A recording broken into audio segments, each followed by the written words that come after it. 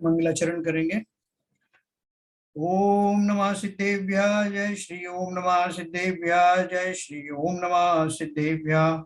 मंगलम भगवान वीरो मंगलम गौतमो गणी मंगलम कुंद कुंदाद्यो जैन धर्मोस्तु मंगलम सर्वमंगल मांगल्यम सर्व कल्याण कारकम प्रधानम सर्वधर्माणां जैनम जयतु शासनम जैनम जयतु शासनम जैनम जयतु शासनम। देखिए हमारा पंचलब्धि के ऊपर में धर्म चर्चा चल रही है, जिसकी लेखिका है डॉक्टर उज्ज्वला शाह। पुस्तक की समापन हमने 3 महीने से भी कम समय में कर दी। इस बीच में 10 लक्षण पर भी गुजरे थे, तो 4 जुलाई को हमने शुरू किया था और हमने 3 महीने से पहले पहले उसको समापन कर दिया था। जबकि और भी बीच में हमने कुछ किताबें ली, 10 लक्षण पर भी आए, उसके बावजूद भी ये अपना 3 महीने के पीरियड में अच्छे से संपन्न हो गई। अब इसमें कुछ जो सेलेक्टेड जो पोर्शन है, जो हमें याद रखने योग्य है, जिसको हमें बार बार चिंतन की जरूरत है, वो सब मैंने वो उसमें से जो कुछ चीजें आपको कल बताई थी, कल परसों में, आज मैं कुछ और चीजें बताऊंगा, और या तो आज ही या कल में मैक्सिमम अपन ये रिवीजन भी समाप्त कर देंगे और उसके बाद नई पुस्तक लेंगे अपन, क्रिया परिणाम और वो अभिप्राय वाली। तो देखिए इसमें पेज नंबर 11 के ऊपर में अपन ने एक छोटा सी चीज पढ़ी थी। पेज नंबर 11 निकालिए।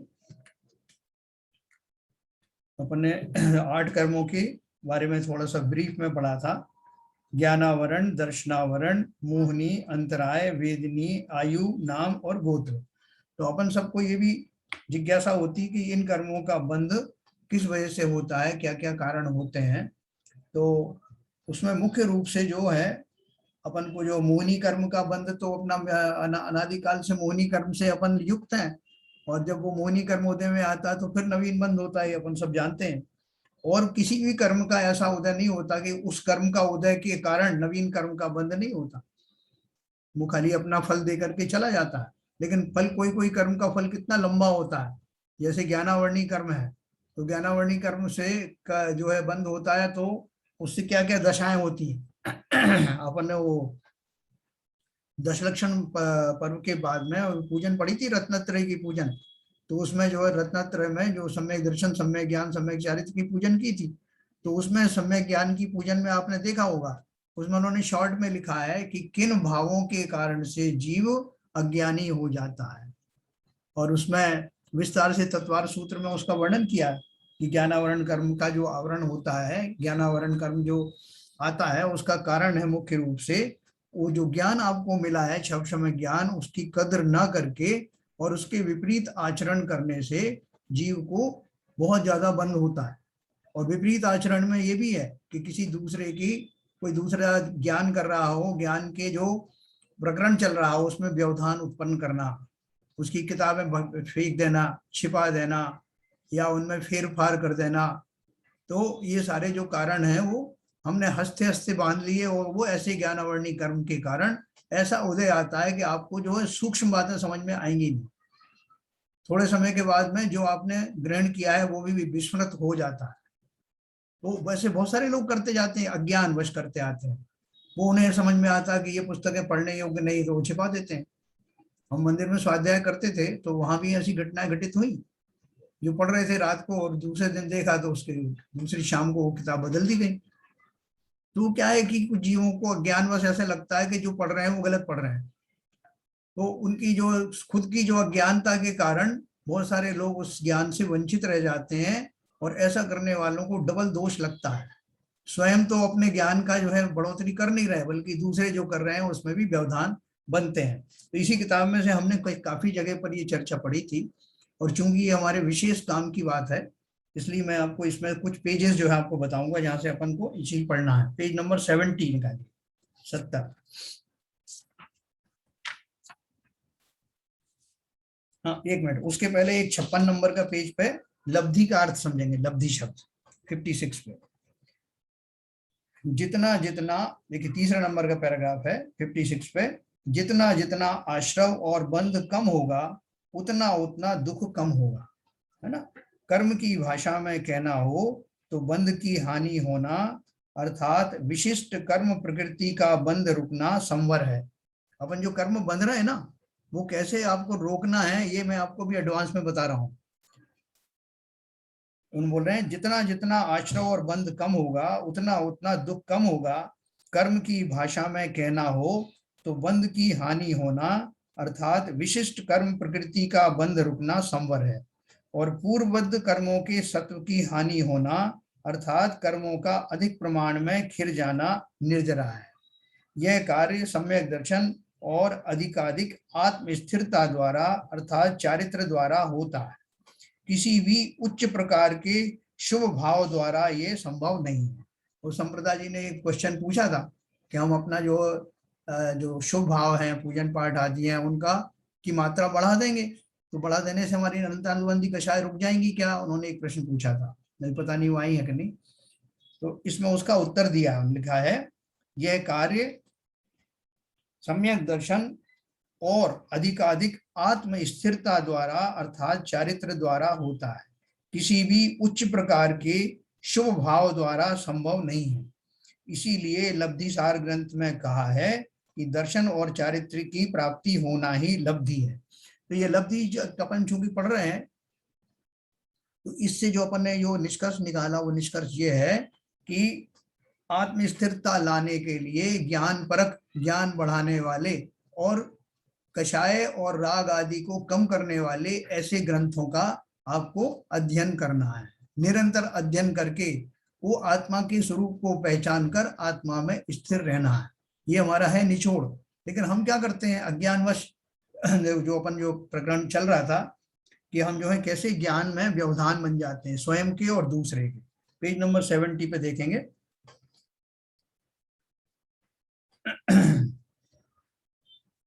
जो सबसे लास्ट वर्ड 1 जो पैराग्राफ है, जो तीव्र मिथ्यात्वी और तीव्र कषाई जीव हैं उसे धर्मोपदेश सुनने की बुद्धि नहीं होती है। देखो बहुत ध्यान से सुनना, अपन ने इसी किताब में पढ़ा पंचलब्धि में। जो तीव्र मिथ्यात्वी और तीव्र कषाई जीव हैं उसे धर्मोपदेश सुनने की बुद्धि नहीं होती। कोई सुनाने लगे तो उसके कषायों की वृद्धि होती है। वह उपदेश दाता का तथा जिनमें सत्य उपदेश है ऐसे सत्य शास्त्रों का ही द्वेष करने लगता है, विघ्न भी डालता है। परंतु ऐसे जीवों को देखकर हमें उनका द्वेष करना योग्य नहीं है। उनकी सम्यक की काल लब्धि अभी बहुत दूर है और होनहार कुछ और ही है। इशारों में समझ जाना। इसका अर्थ क्या है कि वो अभी संसार में कितने कितने भाव तक रुलने वाले हैं, उनकी होनार अभी कुछ और है, सम्यक प्राप्त होने की होनार नहीं है, ऐसा समझना चाहिए।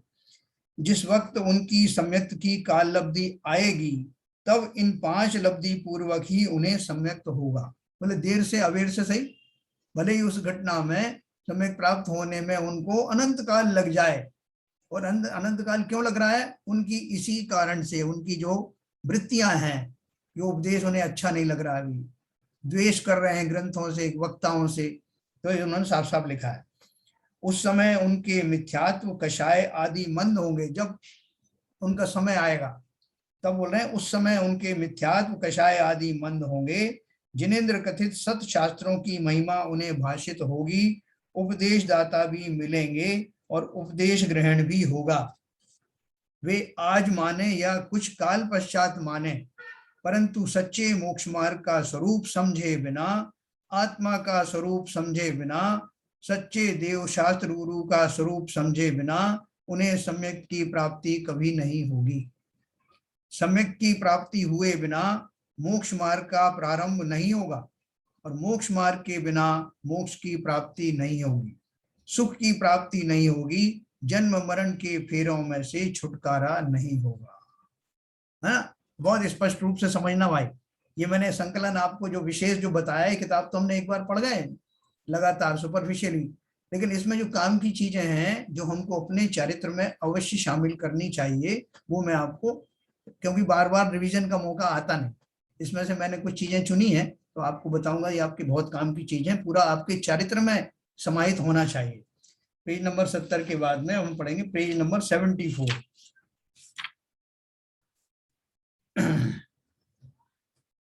74 में देखो क्या लिखा है, थर्ड पैराग्राफ, कितने ही जीव, यहां से, कितने ही जीव इतने मात्र से संतुष्ट होकर जीवन व्यतीत करते हैं।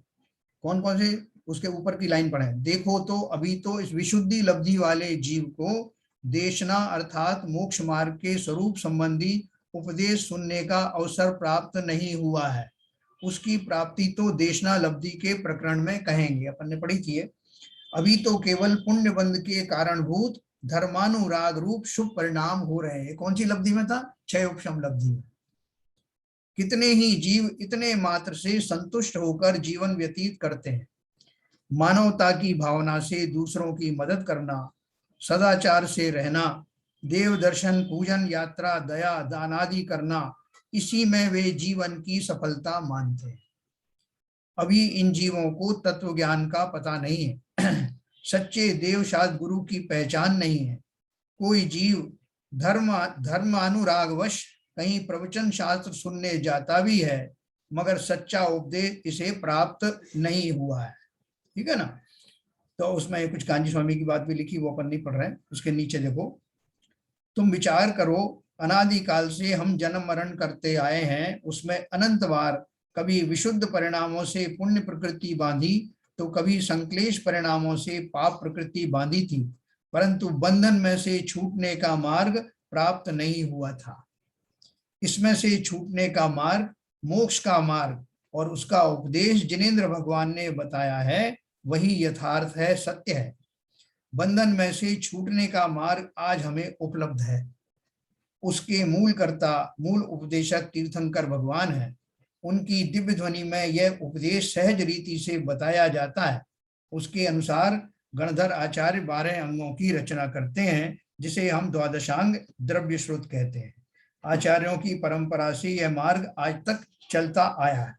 इस मार्ग का उपदेश सुनने की जिज्ञासा और बुद्धि होना और यह सत्य उपदेश सुनने का अवसर प्राप्त होने रूप महान भाग्य, महान पुण्य उसी को होगा जिसके क्षयोपशम लब्धि और विशुद्धि लब्धि पूर्वक देशना लब्धि प्राप्त होगी, है ना। बहुत सारे जीवों को तो ये जो मैंने पढ़ा वो भी कहीं सुनने को नहीं मिला होगा कि आपके कौन से भाव होंगे जिनके वश होकर के आपको ये सब चीजें मिलती हैं। वो महान पुण्य जो है हमने अगर बंद किया होगा तो ही ये सब चीजें मिलती हैं। जिस प्रकार पत्थर पर बोया हुआ बीज व्यर्थ जाता है ना, उगता नहीं है, उसके लिए मृदु मिट्टी में बोना आवश्यक है, उसी प्रकार जिन वाणी श्रवण का सौभाग्य और सुनकर समझने का सौभाग्य उसी के होगा जिसके परिणाम मृदु होंगे, विशुद्ध होंगे। ठीक है ना। दूसरी एक बात है, जिसके महान पुण्य का उदय होगा उसे ही महान दुर्लभ ऐसे जिनवाणी श्रवण का सौभाग्य प्राप्त होगा, अन्यथा यह बात कानों में पढ़ना भी महान दुर्लभ बात है ना। ये हम सब पढ़ चुके हैं पूरी पुस्तक में से। लोग तो पुण्य का फल संपत्ति और घर बार प्राप्त होने मात्र को कहते हैं, उसे तो हर जीव ने अनंत बार पाया और छोड़ा। किसको, पुण्य को और पुण्य के फल को अनंत बार पाया और छोड़ा। परंतु उस पुण्य को हम भला कैसे कह सकते हैं जो संसार में ही भटकाता रहे। लोग तो पुण्य जीव को अपने आत्मा का स्वरूप जानने की तीव्र जिज्ञासा होती है, उसके जीव को अपने आत्मा का स्वरूप जानने की तीव्र जिज्ञासा होती है, उसके धर्मानुराग रूप मंद कषाय होते हैं, उसकी इसी पात्रता से उसे देशना रूप निमित्त की सहज उपलब्धि हो जाती है। देखो, अगर आपके जो कषाय भाव हैं और आत्मा के स्वरूप जानने की जिज्ञासा नहीं है तो आपको ऐसे मुनिराज या आचार्य आदि भी मिलेंगे नहीं जिनसे धर्म का सही आपको स्वरूप सुनने को मिले, नहीं मिलेगा। तो इसके बाद उन्होंने देशना लब्धि वगैरह दी है, वो अपन बाद में पढ़ेंगे। पेज नंबर 74 पे भी अपन ने पढ़ा, तो पेज नंबर 75 पे भी कुछ दिया है, ये हमने पढ़ा। Okay, 78, page number 78। हम अच्छे संयोगों और धन संपत्ति की ओर देखकर कहते हैं कि यह सारा पुण्य का उदय है। परंतु देशना देने वाले, सच्चा उपदेश देने वाले ज्ञानी जीवों का समागम होना, सहवास प्राप्त होना और उनके द्वारा दिए गए उपदेश का श्रवण ग्रहण करने का सौभाग्य प्राप्त होना तो उच्च जाति के पुण्य का फल है। शास्त्रों के कथनों का गलत अर्थ बताने वाले और अपनी मति कल्पना से चाहे जैसा उपदेश देने वाले व्यक्तियों की भी कमी नहीं है। उसी ग्रंथ में से बोलते हैं आगम में लिखा है, और उसमें से पढ़ के आपको ऐसी चीजें बताएंगे जो आपको पुण्य तो प्राप्त करा देंगे, पुण्य पुण्य परक चीजें बता देंगे, लेकिन जहां उसमें आत्मा की बात होती है उसको गौण कर देते हैं, उसमें फिर बदल कर लेते हैं। जैसे वो एक पूजन है ना हमारी, पाप पुण्य माय दोए पायन बेड़ी डारी, बहुत प्राचीन किताबें सबके घरों में रखी, और रातों रात किसी ने बदल करके उसमें से जो पुण्य को अच्छा बताने के लिए उन्होंने क्या कह दिया, पाप पुंज माए दोए पायन बेड़ी डारी। तो नहीं साहब वो सही शब्द यही है। आप जो है कम से कम 50-60 साल से वही किताबें पढ़ रहे हैं, 5 सबके घर में रखी हुई, और लोगों ने बदल दी, और हमसे कहा जा रहा है कि आपने बदल दी। हमने क्या बदली, हमारे पास तो आज भी वही लिखी रखी, लेकिन वो क्या है, उनको पुण्य पे जोर देना था, और इसलिए उन्होंने उससे आगे की बात लोगों तक ना चली जाए कि पाप और पुण्य दोनों ही बंधन है मोक्ष के मार्ग में, ये बात लोगों तक ना चली जाए, इसलिए उसमें चेंज कर दिया, पाप पुण्य पुंज की जगह पाप पुंज कर दिया। अभी भी जिनवाणी चैनल के ऊपर में अभी 10 हुआ था ना, अभी क्या बोलते हैं, नहीं सिद्ध चक्र मंडल विधान, उसके पहले पूजन पड़ी गई थी यही, और वो जो थे भैया जी उन्होंने ऐसे ही पढ़ा था, पाप पुंजमय दोए। ये बहुत ध्यान से सुनना आपकी, ये क्या हो रहा है और हमारा हमको इससे लाभ हो रहा है कि नुकसान हो रहा है। तो बोल रहे हैं कि वो अपनी मति कल्पना से चाहे जैसा उपदेश देने वाले व्यक्तियों की भी कमी नहीं है, वे तो स्वयं को देशना देने वाले समझते हैं और दिखावा ऐसा करते हैं कि मानो दुनिया के कल्याण के लिए ही उनका अवतार हुआ है। अचरज की बात तो यह है कि उन्हें भक्तों की कमी कभी महसूस नहीं होती, उनके भक्त लगे रहते हैं, इसलिए वो अपनी वो पर्याय वो चेंज नहीं करते, जिस तरह का भी उनकी प्रवृत्ति चल रही है। उनके पीछे लगकर अविवेक से प्रवृत्ति करने वाले लोगों को देखकर ख्याल आता है कि इनकी होनहार कुछ ठीक नहीं है ना। दे आप मैं खास खास चीजें बता रहा हूँ। ये पेज नंबर हमने 78 पढ़ा, अब 84 देखिए, पेज नंबर 84।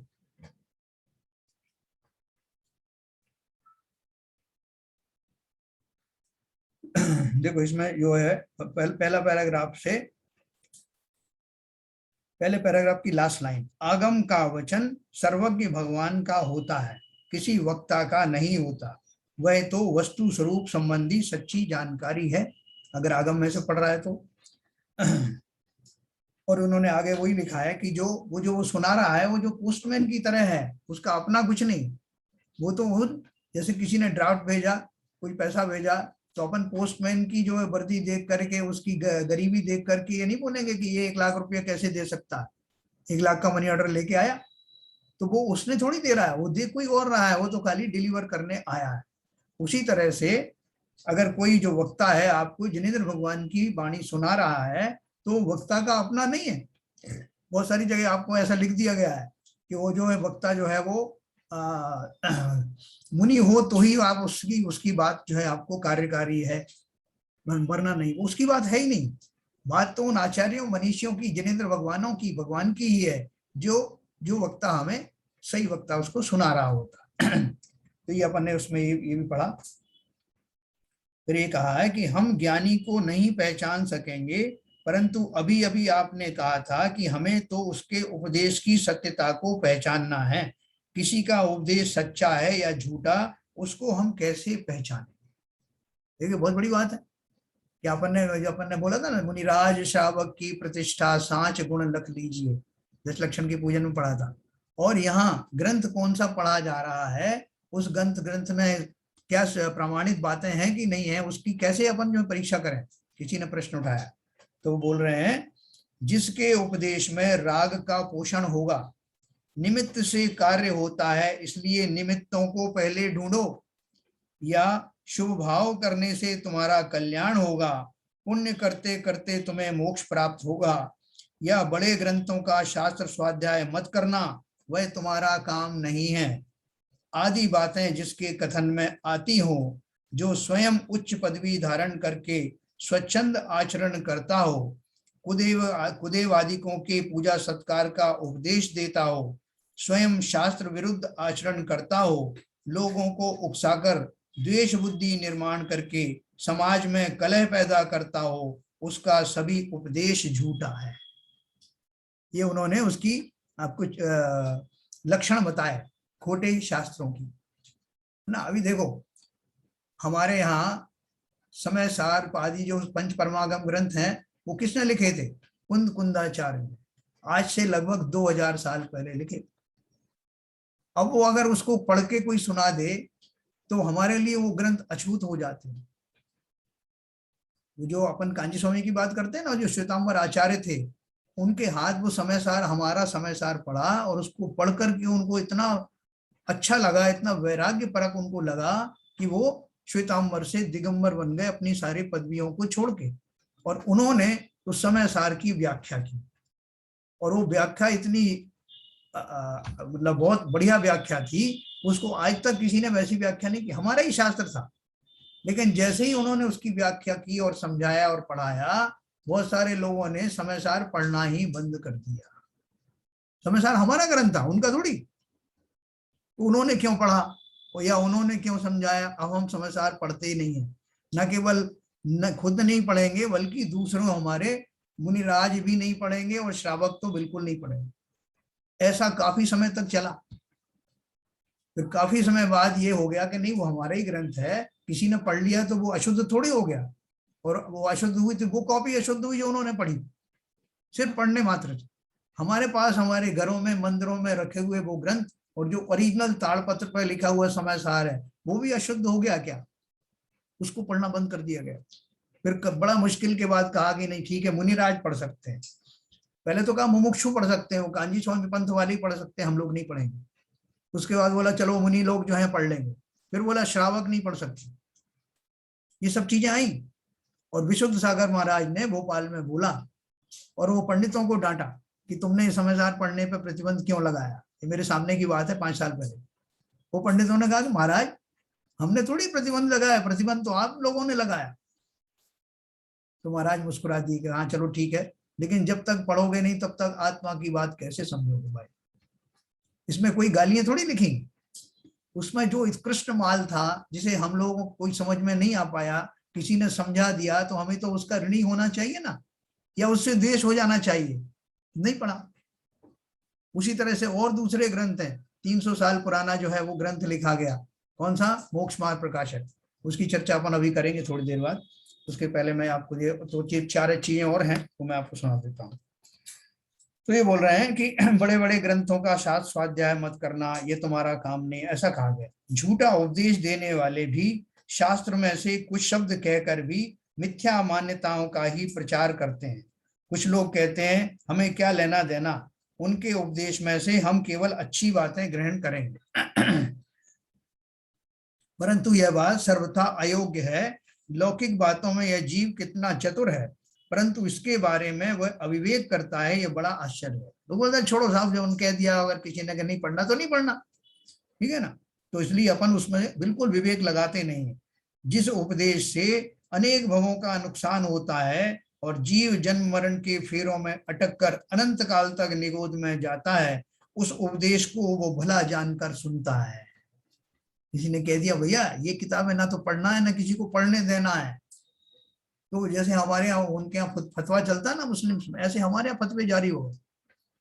ये हमें नहीं मालूम, हम तो कर्म रहस्य पूरा जानते ना, कि जो मैं अपना स्वयं का नुकसान करूंगा ना पढ़ के ना जान करके वो तो एक तरफ है, लेकिन उन अनंत जीवों का वो कितना मैं उन अंतराय कर्म का जो है उनको उनका अंतराय करके मैं अपना स्वयं का अंतराय का कैसे बंद कर रहा हूँ और तरह तरह की युक्ति लगा के कर रहा हूं, तो मायाचारी का बंध अलग से हो रहा है। ऐसा मायाचारी का बंध होने से जीव कहां जाता है? सबसे खोटी पर्याय में तिरंज पर्याय की भी सबसे छोटी, जहां अक्षर का अनंतमा भाग ज्ञान रहता है, निगोद में पैदा होता हूं। ये अपन ने पढ़ा शास्त्रों में, ये कोई मैं मन की बात नहीं बता रहा हूं। एनीवे, तो ये हमने इसमें से पढ़ा। सबसे नीचे की देखो पैराग्राफ में लिखा है, लास्ट बट वन, परंतु कोई वक्ता जिनागम के विरुद्ध उपदेश देता हो तो वो स्वयं का तथा उसके अनुयायियों का अकल्याण ही करता है। शास्त्र में उसे उपल नाव कहा है, 6 डाला में भी दिया उपल नाव। उपल अर्थात पत्थर, पत्थर की नाव पानी में स्वयं तो डूबती ही है, उसमें बैठने वाले जीवों को भी लेकर डूबती है। उसी प्रकार खोटा उपदेश देने वाले और उस उपदेश को योग्य समझकर ग्रहण करने वाले सभी जीव भवसागर में डूबकर कालांतर में निगोद अवस्था प्राप्त करते हैं।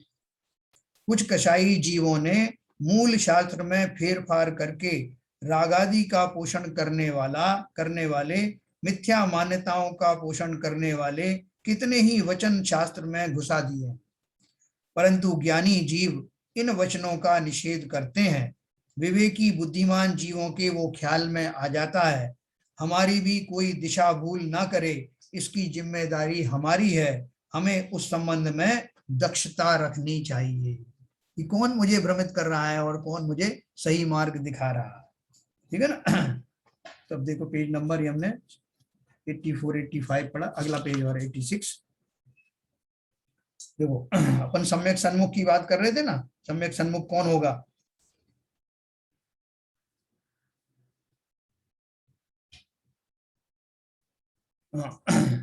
सम्यक सन्मुख मिथ्या दृष्टि का वर्णन करते हुए तो पंडित टोडरमल जी कहते हैं, जो जिनका कि वो अपन मोक्ष मार्ग प्रकाशक की अपन जो बात कर रहे थे, जिसका एब्स्ट्रैक्ट इसमें पंचलब्धि में है, जो मूल ग्रंथ है, उसके जो रचयिता हैं पंडित टोडरमल जी हैं। वो किताब 300 साल पहले उन्होंने लिखी थी, ठीक है, जिसे और लोगों ने पढ़ा और उसको पढ़ करके सुनाया। तो हमने वो किताब पढ़नी बंद कर दी कि उन्होंने क्यों पढ़ा, हमारी किताब थी, हमारी मूल अमनाई की किताब थी, मगर दूसरों ने पढ़ा तो अशुद्ध हो गया, ऐसा। तो देखो क्या उन्होंने बताया, उस किताब का थोड़ा एब्स्ट्रैक्ट समझिए। सम्यक सन्मुख मिथ्या दृष्टि का वर्णन करते हुए पंडित टोडरमल जी कहते हैं, देखो ये जो शब्द है ना, कौन सा, व्यवहाराभासी, निश्चयाभासी, उभयाभासी और सम्यक सन्मुख मिथ्या दृष्टि, ये चारों कैटेगरी उन्होंने पहली बार अपने ग्रंथ मोक्ष मार्ग प्रकाशक में दी है। और हम ये मान के चौथी वाली कैटेगरी पढ़ करके, बाकी कैटेगरी तो अभी इसमें दी नहीं है, वो तो उसी मूल ग्रंथ में है, लेकिन ये चौथी कैटेगरी पढ़ करके हम बड़े खुश हो जाते हैं कि मैं उस मिथ्यात्व से सम्यक की ओर जाने वाली 1000 सीढ़ियां मान लो अगर हैं, तो उसमें से 999 नंबर की सीढ़ी पर खड़ा हुआ सम्यक सन्मुख मिथ्या दृष्टि है। ऐसी कैटेगरी उन्होंने हमको दी जिससे हमने भेद कर लिया बाकी मिथ्या दृष्टियों में और हम जैसी मिथ्या दृष्टियों। तो क्या लिखा उन्होंने, देखो, सम्यक सन्मुख मिथ्या दृष्टि, सच्चा उपदेश सुनकर यह जीव सावधान होकर विचार करने लगता है कि अहो, मुझे तो इन बातों की खबर ही नहीं, मैं भ्रम से भूलकर प्राप्त पर्याय ही में तन्मय हो गया, परंतु इस पर्याय की थोड़े ही काल की स्थिति है तथा यहाँ मुझे सर्व निमित्त मिले हैं, इसलिए मुझे इन बातों को बराबर समझना चाहिए, क्योंकि इनमें तो मेरा ही प्रयोजन भाषित होता है। ऐसा विचार कर जो उपदेश सुना उसके निर्धार करने का उद्यम किया। उसके बाद में उन्होंने ये निर्धारण करने का तरीका बताया कि सम्यक सन्मुख जो है वो सम्यक की तरफ कैसे बढ़ता है, उसका पूरा प्रोसेस बताया उन्होंने, जो मैं अभी नहीं बता पाऊंगा, टाइम कम है। निर्धारण करने के जो अंग है और वो मूल ग्रंथ में दिया है विस्तार से, उसका नाम ही है मोक्ष मार्ग प्रकाशक। मोक्ष मार्ग की तरफ कैसे जाते हैं, जो हम दुर्भाग्य के कारण नहीं पढ़ पाएंगे। अभी मैं आपको एक और वो बताता हूँ 88 पेज पे, अभी 87 पेज का लास्ट पैरा और है। देशना अर्थात उपदेश सुनते समय न ऊपर, जिस तरह गाय घास खाती है और बाद में आराम से बैठकर जुगाली करती है, उसी प्रकार धारणा में लिए हुए सिद्धांतों का स्मरण करके उन्हें विचार में लेकर उन पर चिंतन मनन करना आवश्यक है। जुगाली करते ना, उस टाइम जो मिला वो ले लिया, उसके बाद में बैठ के आराम से उसको चबाते। ऐसे ही चिंतन करना है जो हमने ग्रहण किया। देशना अर्थात उपदेश सुनते समय जीव को विवेक पूर्वक सुनना चाहिए, क्योंकि जिनागम का उपदेश 4 अनुयोगों में विभाजित है। चारों ही अनुयोगों का तात्पर्य वीतरागता है, परंतु प्रत्येक अनुयोग की कथन पद्धति और विषय में अंतर है। एक ही प्रवचन में विवक्षित प्रयोजनवश अन्य अन्य अनुयोग का कथन किया जा सकता है। शास्त्र का प्रयोजन वीतरागता का उपदेश देना है, रागादि मिटाने का ही उसमें प्रयोजन होता है, कहीं पर भी रागादि बढ़ाने का प्रयोजन नहीं होता। तो अपन को लोग बोलते हैं वो फला फला ने शास्त्र मत पढ़ो, तो अपन बोलते हैं क्या है भैया उस शास्त्र पढ़ने में, क्या है, कोई अश्लील शास्त्र है क्या? बोले नहीं अश्लील नहीं है। बोले फिर? बोले उसमें वीतरागता कुछ ज्यादा ही दे दी है। तो हमें क्या करना है? हमें रागी बनना है कि वीतराग बनना है? ज्यादा ही दे दी का अर्थ क्या है? एकलव्य ने कभी सोचा कि मैं ज्यादा धनुष विद्या नहीं सीख जाऊं, नहीं तो मैं द्रोणाचार्य के जैसा बन जाऊंगा? ऐसा सोचा उसने? हमें भी तो सर्वज्ञ वीतरागी हितोपदेशी बनना है ना। तो हमको कोई कहेगा आप ज्यादा वीतरागी मत पढ़ो, नहीं तो आप जो संन्यास ले लोगे, पर यहाँ कौन जो है हमको दान पुण्य कौन करेगा, आप उस मार्ग में निकल जाओगे, इसलिए नहीं पढ़ना। ये उसके पीछे लॉजिक ये है। तो लेकिन वो क्या बोल रहे हैं, शास्त्र का प्रयोजन, ये तो हमें परीक्षा करना है कि शास्त्र में वीतरागता कितनी ज्यादा भरी हुई है, वही शास्त्र पढ़ने योग्य है। शास्त्र का प्रयोजन वीतरागता का उपदेश देना है, रागादि मिटाने का ही उसमें प्रयोजन होता है, कहीं पर भी रागादि बढ़ाने का प्रयोजन नहीं होता। देशना में द्रव्यान योग के सिद्धांतों का बड़ा महत्व है, क्योंकि जीवादि पदार्थों का यथार्थ सिद्धांत होने की दृष्टि से इसमें विस्तार पूर्वक युक्ति हेतु दृष्टांत दिया जाता है ना। अब ये लास्ट में आपको सुनाता हूँ 88 पेज पर पंडित तोडरमल जी कहते हैं, क्या कहते हैं, इससे आपको पता लग जाएगा कि मोक्ष मार्ग प्रकाशक में उन्होंने क्या कहा होगा। जो जीव आत्मानुभव का उपाय नहीं करते और बाह्य क्रिया कांड में ही मग्न हैं, उन्हें आत्मानुभवनादि में लगाने को व्रतशील संयम आदि का हीनपना प्रकट करते हैं।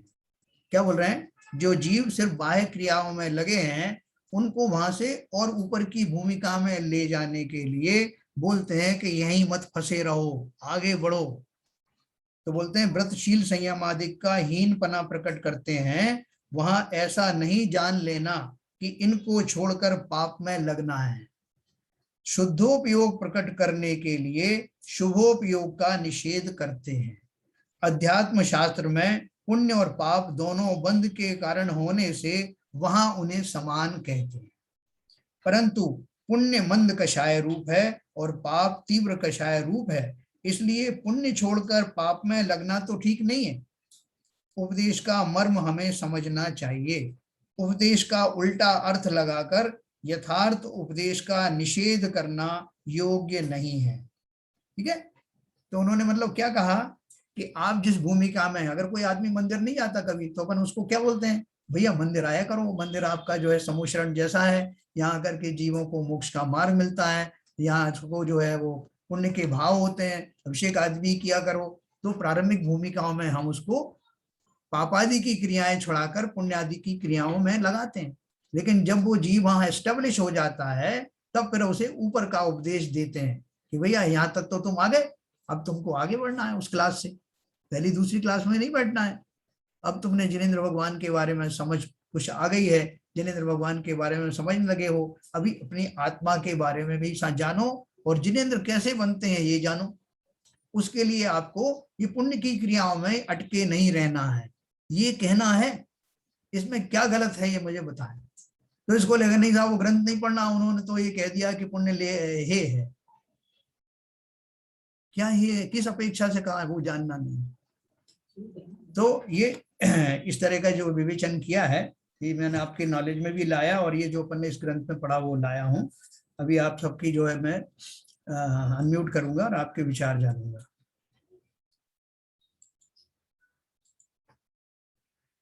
हाँ सर।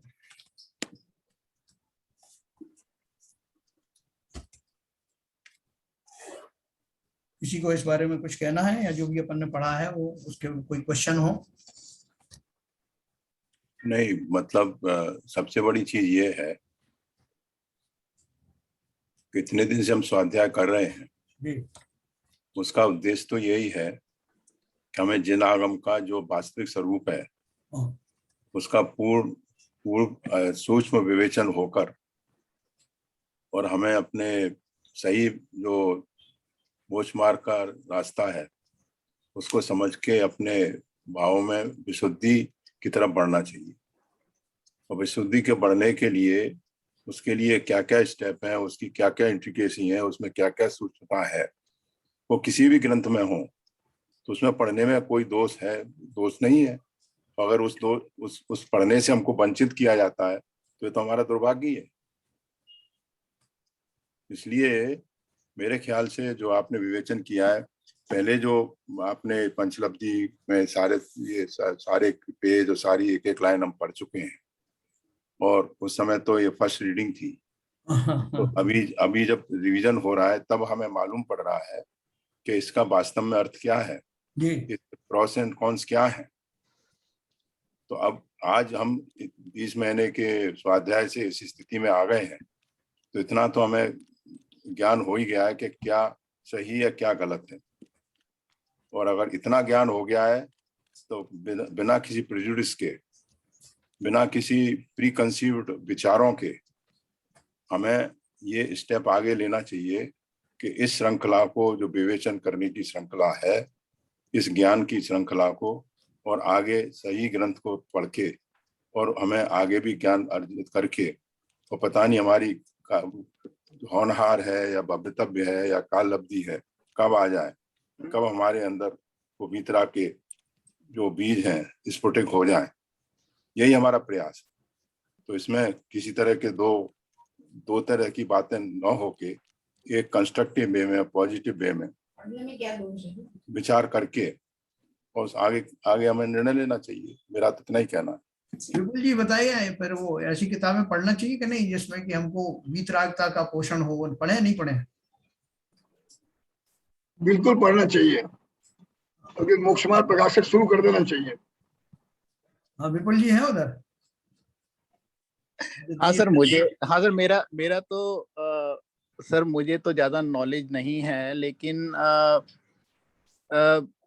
जितने भी ग्रंथ प्रकाशित हुए हैं अभी, जैसे कि सीबी जैन साहब ने कहा, सर हमारा अभी विवेचन इतना तो हो गया कि अगर कोई चीज हमें लग रहा है कि शायद ये तर्क संगत नहीं है या ये सही नहीं है, तो हम उसको इग्नोर करने के कैपेबल हैं। इतना तो हमारा लेवल अभी हो गया है, लगता है। मतलब हमें कुछ चीजें हमें नहीं समझ में आती तो हम उसको जब तक नहीं समझ में आती या जब तक हमें नहीं लगता कि ये सही है हमारे हिसाब से, तो हम उसको अडॉप्ट ना करें, इतना तो है। तो और जैसे कि सर कुछ भी चीज हो, उसमें कुछ अच्छी चीजें होती हैं, कुछ हमारे समझ में आती हैं, कुछ नहीं आती। जो नहीं आ रही उसको इग्नोर कर सकते हैं, और जो अच्छी चीजें हैं उस ग्रंथ की, किसी भी ग्रंथ की, उसको हम अडॉप्ट कर सकते हैं। तो इसलिए कोई भी जो हमारे पास जो इतने धरोहर है, पहली बात तो यह है कि शास्त्री बहुत कम रह गए, जैसे कि आपने बार बार बताया है, और उसमें से भी कुछ जो है उसको भी अगर हम इग्नोर करेंगे, और उसमें कुछ अगर अमूल्य चीजें हैं जो कि हमें धारण करनी चाहिए या समझनी चाहिए, उसको अगर हम बिल्कुल इग्नोर ही कर देंगे तो शायद हम कुछ वंचित रह जाएं किसी अमूल्य निधि से। तो मेरा मानना ऐसा है कि अगर उसमें कुछ ऐसी चीजें हैं जो हमें नहीं समझ में आ रही हैं या नहीं अडॉप्ट करनी चाहिए, उसको हम इग्नोर करके बाकी चीजें जो उसमें अच्छी हमें लग रही हैं, जो हमें समझ में आ रही हैं, उसको अडॉप्ट करके आगे बढ़ना चाहिए। देखिए, किसी भी ग्रंथ में, चाहे वो कहीं से भी पब्लिश हो, किसी ने भी लिखा हो, उसमें ऐसी बातें तो हो ही नहीं सकती कि जो हमें अच्छी ना लगे, चाहे कोई भी कहे। ये जरूर हो सकता है कि कुछ हमारे समझ में आती है बहुत गहराई से, कुछ नहीं समझ में आती, लेकिन इनमें कोई अश्लीलता तो किसी साहित्य में, किसी शास्त्र में मिलेगी नहीं आपको, ये मुझे अच्छी नहीं लगी। कोई भी शास्त्र अपना कुशास्त्र नहीं है सर। नहीं है, उसमें कोई भी ये नहीं बोलेगा कि हाँ नहीं चोरी करना ठीक है, कभी कभी कर लेनी चाहिए, या मायाचारी अच्छी, कहीं नहीं लिखा। इसलिए ये कहना कि हमें जो अच्छा नहीं लगेगा वो हम छोड़ देंगे, ऐसा नहीं है। खाली ये आप कह सकते हो कि जो मेरे समझ में नहीं आई बात अलग है, जो समझ में आएगी वो तो समझूंगा। और सब अगर वीतरागता को बढ़ाने वाली चीजें हैं तो उसमें से मैं किसको कट करूंगा? सर मैं एक चीज ऐड करना चाहता हूं, हालांकि आप उनसे बात कर रहे हैं जी, फिर भी इंटरप्ट करना चाहता हूं कि विपुल जी ने कहा कि उसमें बहुत अच्छी चीजें होती हैं, और अब एज हमारी उसके एज में है, बच्चे तो है नहीं हम कि अच्छा अपना भला बुरा नहीं जानते हो, और इतनी समझ है हमें कोई बरगला नहीं सकता और रही बात उनको धारण करने की, तो हमने कौन से ग्रंथ से कितना धारण किया, ये हमारी अपने तर्क बुद्धि पे भी हम कसौटी पे कर सकते हैं। यहाँ हो सकता है थोड़ी मामूली सी कसाएं कम हुई हो, लेकिन निश्चित रूप से हमने धारण नहीं किया है ज्यादा, उसको पढ़ा है या समझा है।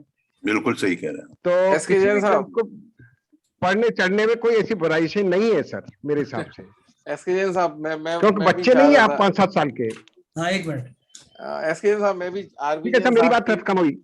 हाँ हाँ, हाँ, नहीं, मैं भी आरबी जैन साहब की बात को थोड़ा सा इसमें आगे ले जा रहा था। हाँ, जितना मेरी समझ है, जितना मैंने पढ़ा है, जो धर्म को जो पढ़ा सुना समझा है, बहुत पहले जो समझा है, बेसिकली जैन दर्शन जो है ना, जैन दर्शन का कोई भी ग्रंथ जो है, उसके ग्रंथ के वचनों को प्रमाण ऐसे ही नहीं माना जाता कि वो किसी और ने लिखा है। उस ग्रंथ के जो वचन है, उनकी आमनाय को, उनके उद्देश्य को अगर अपने को समझ में ना आए, तो और ग्रंथों की जो और ग्रंथ है, उनकी आमनाय से मिला के पढ़ते हैं कि भैया यहाँ पे ये चीज लिखी है, वहां और इस चीज को समय सार में कैसा लिखा है, गोमट सार में कैसा लिखा है, पुरसार सिद्धि उपाय में कहाँ कैसा लिखा है, अलग अलग ग्रंथों से मिला के देखा जाता है। तो जैन दर्शन के कोई भी ग्रंथ है, उनकी अगर अपने को कोई चीज समझ में नहीं आती है या उनकी आमनाएं समझ में नहीं आती, तो और ग्रंथों से उनका मिलान कर लेते हैं। जैन दर्शन की सबसे विशेष बात है कि सब जगह एक सी बात मिलेगी, एक सी, हर जगह हर शास्त्र में वीतराग का ही पोषण मिलेगा। कोई भी शास्त्र उठा के लिख लो, चारों अनुयोगों का, अगर प्रथमानुयोग की बात हो तो वहां भी राजा रानियों की कथा करके और लास्ट में बताएंगे कि कैसे उनने दीक्षा धारण करी। कोई भी कितनी भी राग रंग की बात करें, अंत में जाके वही बात करते हैं। तो यहाँ पे मेरा कहना है कि ये मोक्ष मार्ग प्रकाशक जिस ग्रंथ की बात कर रहे हैं, मैंने तो कई बार पढ़ा है, 10 बार पढ़ा है, अभी पर्यूषण में फिर मेरा मन हुआ तो फिर पढ़ा है। इस ग्रंथ की भाषा शैली इतनी जबरदस्त है, इतनी जबरदस्त है कि आज के उपलब्ध ग्रंथों में, बाकी तो संस्कृत के ग्रंथ हैं, लेकिन ये जो ग्रंथ है, इसमें इतना बढ़िया तरीके से संसार के दुखों का स्वरूप, संसार के दुखों का कारण और उनसे निवृत्ति के जो उपाय हैं, और कैसे पुरुषार्थ से ही मोक्ष की प्राप्ति होगी, हमें एक्चुअली करना क्या है, इतनी सरल और सुबोध भाषा में इस बात को पंडित रोडमल जी ने बताया है। कई बार मुझे हंसी आती है कि जब मैं इस ग्रंथ को पढ़ता हूं ना, तो 2 लाइन 3 लाइन पढ़ता हूँ, फिर से 2 बार पढ़ना पड़ता है, 3 बार पढ़ना पड़ता है, और हर बार पढ़ता हूँ तो नई नई बात ख्याल में आया करती है। मैंने इतनी बढ़िया और सरल बात को इस तरीके से समझाया है। ऐसा महान ग्रंथ और ऐसा बढ़िया नंबर 1 का ग्रंथ है कि मतलब पढ़ के एकदम आनंद आता है। कि और इतना क्वेश्चन आंसर जो आपकी एसके जैन साहब भाषा शैली है ना, क्लास वाली भाषा शैली, कि सवाल करो फिर जवाब दो, इसमें सवाल करने की नौबत ही नहीं आती। इसमें सवाल अपने आप पंडित जी ने उठाए हैं और पंडित जी ने उनके जवाब दिए हैं। तो ऐसे आचार्य कल्प पंडित टोडरमल जी को, जिनने 300 साल पहले इस महान ग्रंथ की रचना करी, मतलब अद्वितीय ग्रंथ है, जिसके लिखते लिखते उनको जो राजा है उसने उनको हाथी के पैर तले को चलवा दिया, तो उनके प्राण चले गए, उसके बावजूद भी उन्होंने सोचा कि नहीं यार ये ग्रंथ लिखें अपन। जिनने गोमट सार की, कर्मकांड, गोमट सार, जीव कांड, छपड़ा सार, त्रिलोक सार, सम्यक ज्ञान चंद्रिका, इतना आला दर्जे का जिनका नॉलेज था, 1 लाख श्लोक प्रमाण जिनने ग्रंथ लिखे, उन पंडित टोडरमल की अपन विद्वत्ता पे या उनकी बुद्धि पे अपन परीक्षा की कसौटी पे कस रहे हैं। और बिना पढ़े, ग्रंथ को किसी ने पढ़ा नहीं है, किसी ने पढ़ लिया हो और कोई ऐसा ज्ञानी हो इतने बीच में, तो मेरे को बताया कि 1 लाइन उस ग्रंथ में से कहीं से निकाल के ले आए, तो मैं बैठा हूं बात करने के लिए। लेकिन उस ग्रंथ में ऐसी कोई बात नहीं है। और अपन सब, जो विपुल ने बताया, विपुल जी ने और ये आरपी जैन साहब ने, अपन सब 5 साल से ग्रंथ पढ़ रहे हैं, और छोड़ो ग्रंथ को, 70 साल की उम्रें हो गई, पूरी दुनिया देख ली, तो इतनी बुद्धि तो अब हम में विकसित हो ही गई है कि कोई एक छोटी कोई किताब है, वो हमें भ्रम उत्पन्न नहीं करा सकती। 1 सेकंड में समझ में आ जाएगा। अगर कोई लाइन से अलग बात जाए तो समझ में आ जाएगा यार जिनागम की बात नहीं है। तो अपनी बुद्धि पे भरोसा रखें, जो अपन ने 70 साल में 75 साल में अनुभव कमाया है उस पर रखें, और अपने निश्चिंत भाव से अपने आत्मकल्याण की बात करें। ऐसी कोई किताब नहीं है। हम लोग मूवियां देखते रहते हैं दिन भर टीवी में, दुनिया भर की मूवियां देखते रहते हैं जिसमें राग रंग होता है, उनको देख के हम नहीं बिगड़ेंगे। हमने क्या क्या उपन्यास पढ़े, उनको देख के हम नहीं बिगड़े, लेकिन पंडित टोडरमल जी का महान ग्रंथ पढ़ के हम बिगड़ जाएंगे, इतना तो मेरे को ऐसा नहीं लगता। इसलिए अपनी बुद्धि और अनुभव पे भरोसा रख के अपने को, और अवज्ञा नहीं करनी चाहिए। मेरे को सबसे बड़ा दुख ये है कि जो जिनवाणी की बिना पढ़े बिना समझे जो जिनवाणी की अवज्ञा करते हैं, खुद नहीं पढ़ रहे और दूसरे को नहीं पढ़ने दे रहे, वो कितना ज्यादा ज्ञानावरणी कर्म का बंध बांध रहे हैं। तो भैया इसका बहुत पाप भुगतना पड़ेगा। पहले पढ़ो, समझो, उसके बाद कोई बात करो तो मुझे ठीक लगती है। बस मेरी बात यही थी। जैन बहुत साहब, सुंदर बोला। जी जैन साहब, हाँ जी मेरे दो सवाल हैं। हाँ देखिए, सबसे पहले मुझे ये नहीं मालूम ये जो टॉपिक है ये आज एक क्वेश्चन रेज कैसे हुआ, हाँ और उसके व्याख्या में भी नहीं जाना चाहूंगा। जी ठीक है, व्याख्या करना भी ठीक नहीं है, क्योंकि अपना उद्देश्य यहाँ पर अपना धर्म लाभ लेना है, और धर्म लाभ किसी बिना किसी कंट्रोवर्सी के लेना है। तो इसके लिए मैं ना तो इसके कंट्रोवर्सी में जाना चाहूंगा कि ये टॉपिक क्यों आया, कहाँ से आया, किस लिए आया। हमारा मेन उद्देश्य है, क्या कहते हैं, धर्म लाभ लेना, और आपकी जो शैली है उससे हमको कितना लाभ हो रहा है हम ही जानते हैं। आपने डॉक्टर उज्ज्वला शाह जैसी विदुषी का कितने दिन से हमको पोषण किया, उनकी किताबों का कर्णानुयोग परिचय या पंचलब्धि या और भी क्रिया, जो भी आपकी किताबें आपने संदर्भ दिए, उनमें भी बीच बीच में जो भी कोटेशंस आए उनको इग्नोर करके आपने जो वितरागता की जो सही बात थी उसका विवेचन हुआ। और आज तक क्या कहते हैं, ऐसी मतलब विवेचन, ऐसी बातें, ऐसा नॉलेज हमें कभी प्राप्त नहीं हुई। और जब जितना आप पढ़ाते गए, जितना धर्म चर्चा करते गए, हमारा उत्साह, हमारे इंटरेस्ट, हमारी जिज्ञासा उतनी बढ़ती गई, और उससे जितना हमारी क्लैरिटी आज हमारे भावों में आई है, मैं अपनी बता सकता हूँ, मैं बाकी जो लोग हैं यहाँ बैठे हुए उनका भी मेरे को पूरा विश्वास है, उनको ग्रहण किया है। मगर ये बात सही है, जहाँ से भी बात आई है, जिसने भी इसका विरोध किया है, वो ज्ञानावरणी कर्म का जो पाप कर्म का बंध है, वो कार्य लब्धि है उनके ऊपर चल रही है। उसके वशीभूत होकर उनकी मायाचारी कहिए या उनकी हठधर्मता चाहिए, उनकी वजह से मेरा अनुरोध उनसे है सविनय, बहुत प्रार्थना करते हुए कि बाकी लोगों को इस लाभ से वंचित ना करें, और इस ग्रंथ की शुरुआत होना चाहिए, हमें उसका धर्म ज्ञान मिलना चाहिए। मेरा स्ट्रॉन्ग ओपिनियन है।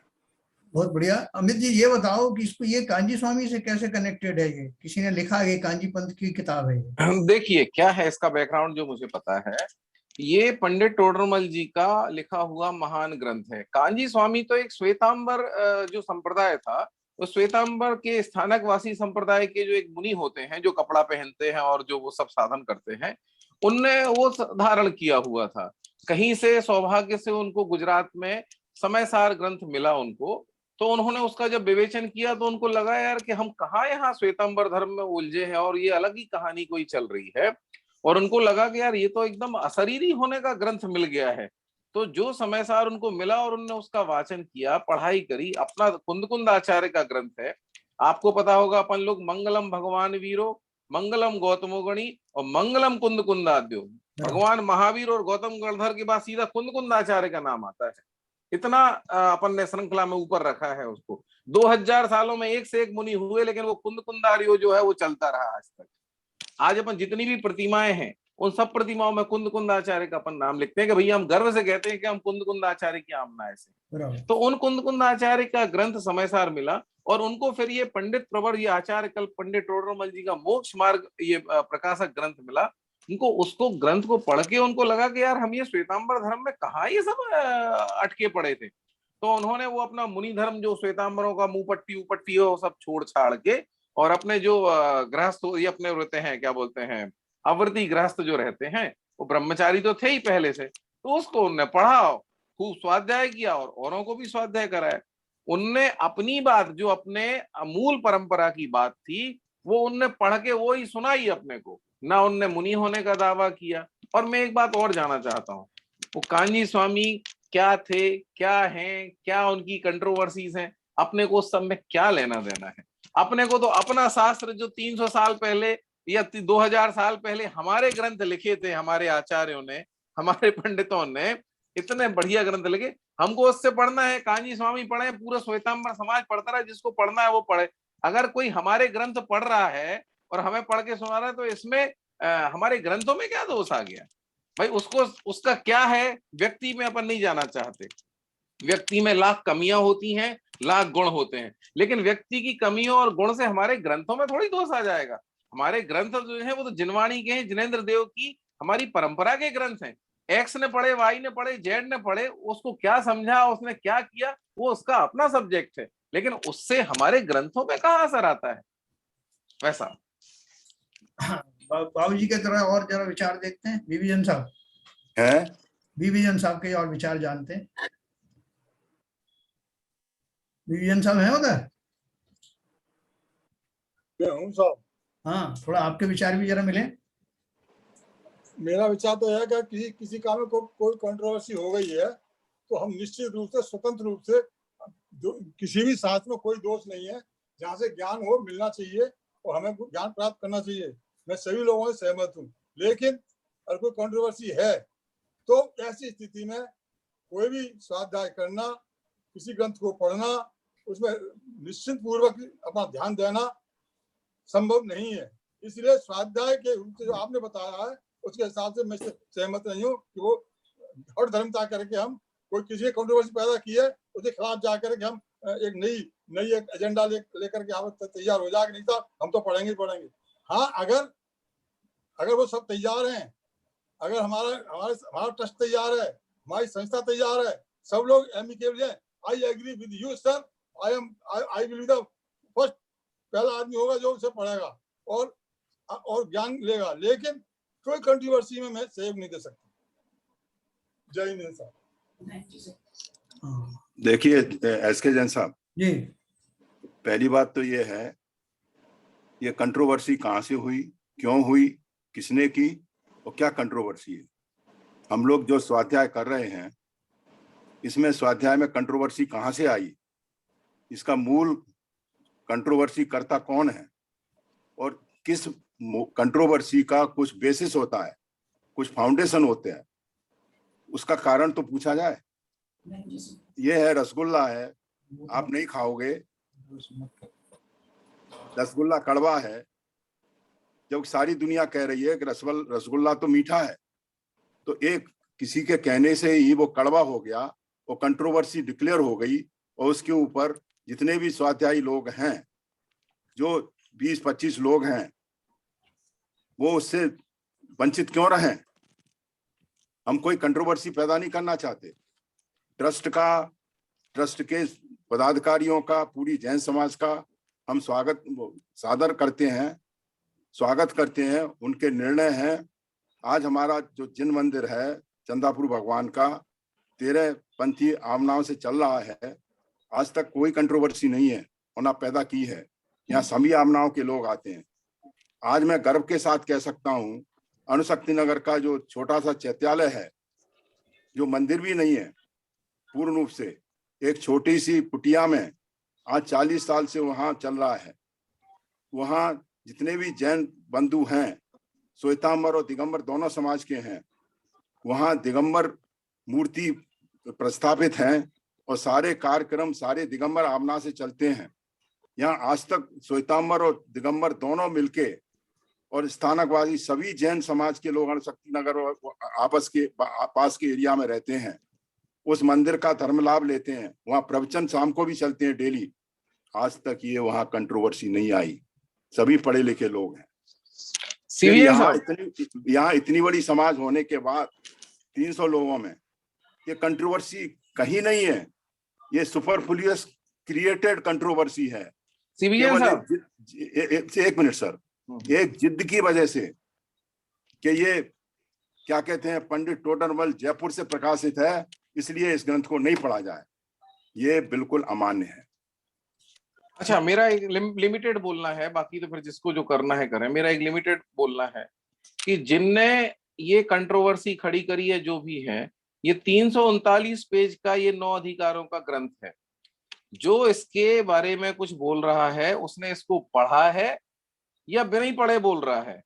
अगर जिसने पढ़ा है और पढ़ के बोल रहा है, अगर किसी ने पढ़ा है पढ़ के बोल रहा है, तो मैं कहता हूं कि 339 पेजों में वो लाइन लाओ जिसमें कंट्रोवर्सी है, और अगर बिना पढ़े ही अपने मन से ही, तो वो तो फिर अज्ञान की भाषा हुई कि अपने को पता ही नहीं है और अपन ने किसी ने कुछ बोल दिया तो अपन चल रहे हैं। या तो पढ़ के बोल रहे हैं तो भैया वो लाइन बताओ कहाँ है, और अगर बिना पढ़े बोल रहे हैं तो ऐसी कुछ भी बात करो, उसका तो किसी भी चीज को कोई मतलब नहीं। वही तो मैं कह रहा हूँ अमित जी, वही तो मैं कह रहा हूँ को इसका बेसिस बताइए ना। चलिए, और क्या है चलिए कंट्रोवर्सी? ठीक है, अपन समापन ठीक है अब आज का। कोई और किसी को कुछ बोलना हो चलते चलते तो बोल सकता है, फिर अपन कल जिनवाणी। शैलेंद्र जी का विचार लीजिए ना। शैलेंद्र जी है क्या? हाँ, शरण जी बोले। शरण जी नहीं आज शायद। चलिए, जिसको कहना है अपनी ओर से खुद भी ऐड कर सकता है कोई भी आदमी। हाँ हाँ, जो कुछ भी कोई कहना चाहे, अपने अपने विचार हैं, स्वतंत्र विचार है इसमें। मैं बोलूं थोड़ा सा? हाँ बोलिए।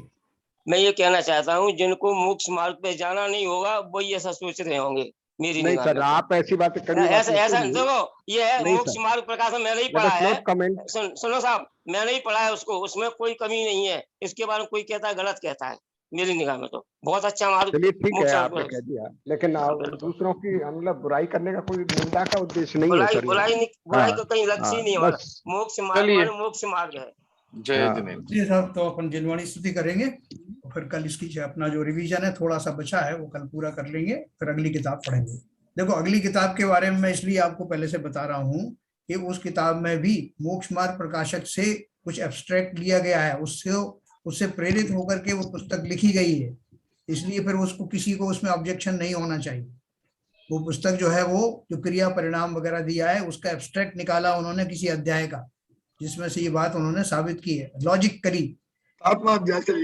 हाँ, तो इसलिए सब लोग जो है उसमें ओम शांति। माल है, ग्रहण करने के लिए तैयार रहे, जो जो चाहते हैं करना, जो नहीं करना चाहते हैं उनकी मर्जी। सर आज आप ही करेंगे, एल के जैन साहब है नहीं। ओके, मैं करता हूं।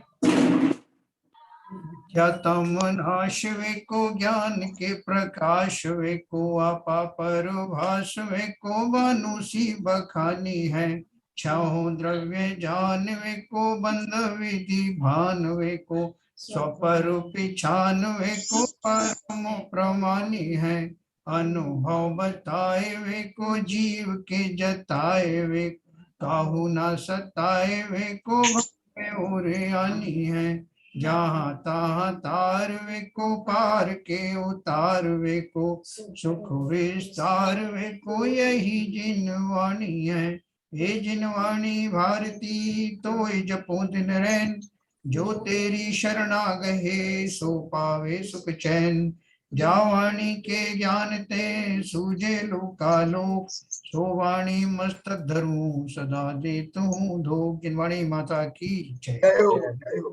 नमोकार।